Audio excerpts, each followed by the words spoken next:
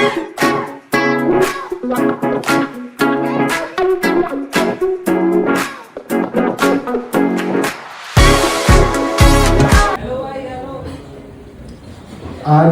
मुझे भी पता लगेगा कि मैं स्टैंड अप कॉमेडी कितनी अच्छी करता हूँ।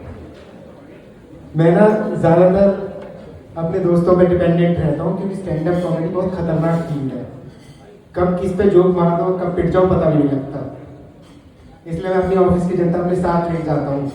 मेरे भाई यार हमेशा मेरे साथ रहते हैं कि तू जहाँ पिटेगा हम साथ देंगे। अब मैं आपको बताता हूँ, मेरा नाम आकाश है और मेरा बॉय स्कूल से पढ़ाई कर रहा है। और बॉय स्कूल से पढ़ाई करने का मतलब है आपने सब कुछ देख लिया लड़कियों के अलावा। वहाँ आपको दुनिया जहाँ की सारी चीज़ें पता लगेंगी जो नहीं करनी होती है। और अंदर से हम इतने ज़्यादा मतलब हमने लड़कियों से तो बात करी नहीं होती। हमने जितनी देखी होती है फिल्में देखी होती हैं। हमें फिल्मों में जितना दिखाया जाता है कि लड़की को कैसे इम्प्रेस करते हैं उतना ही पता है। 4 गुंडे बुलाए, उन्हें पीटा, लड़की इम्प्रेस। कौन सी फिल्म है? हर फिल्म में। अब मेरे दोस्तों, हम बॉय स्कूल से पहली बार हमारा कोएड में, आपको पता ना 10th बोर्ड में आपको दूसरे स्कूल भेजा जाता है पेपर देने के लिए। बिल्कुल भाई बिल्कुल। हमें भी मौका मिला और इतने खुश, हम सारे खुश हैं। कोई पढ़ाई नहीं कर रहा है। मेरे पास फोन आ रहे हैं, भाई यार कौन से कपड़े पहन के जाऊँ? मैंने स्कूल ड्रेस में जाना है भाई, और कुछ नहीं पहन सकते हैं हम। कहा भाई अगर किसी लड़की ने पेन मांग लिया तो पट जाएगी। अरे यार हमारे इतने इतने इतने नीचे गिरे हुए सोच है ना हमारी, हम खत्म है बस। और इतनी बड़ी बड़ी बातें कर रहे भाई, देख तो मैं अपनी अलग ही ऐड में बैठा रहूंगा, लड़की सामने से आएगी फुल इग्नोर मार दूंगा। वहाँ पे उल्टा ही हो रहा है हमारे साथ। हम जा रहे हैं, हेलो, लड़की देख ही नहीं रही है, अंदर बैठे हुए हैं। फिर हमने डिसाइड किया यार ऐसे काम नहीं चलेगा, हमें स्टैंड लेना पड़ेगा अपने लिए। तो मैं कहता हूँ, हम अंदर गए स्कूल के, कह रहा भाई मैं तुझे धक्का मारूंगा, तू लड़की के ऊपर गिर, लड़की पट जाएगी। मैं भाई ये कहाँ होता है? ये हमने देखा था, ये होता है। इन कमीनों ने मुझे टीचर के ऊपर धक्का मार दिया यार, भाई टीचर पट गई। बहुत बेइज्जती लग रही थी यार।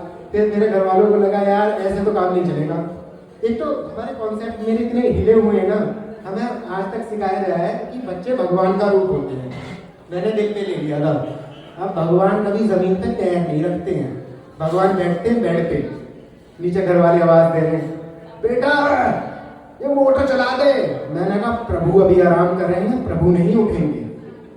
मैंने पहली बार भगवान को डंडे से पिटते हुए देखा है यार, पर बहुत बुरा लगा। मतलब आपको बताऊँ, पता है मेरी ईगो बहुत बड़ी है।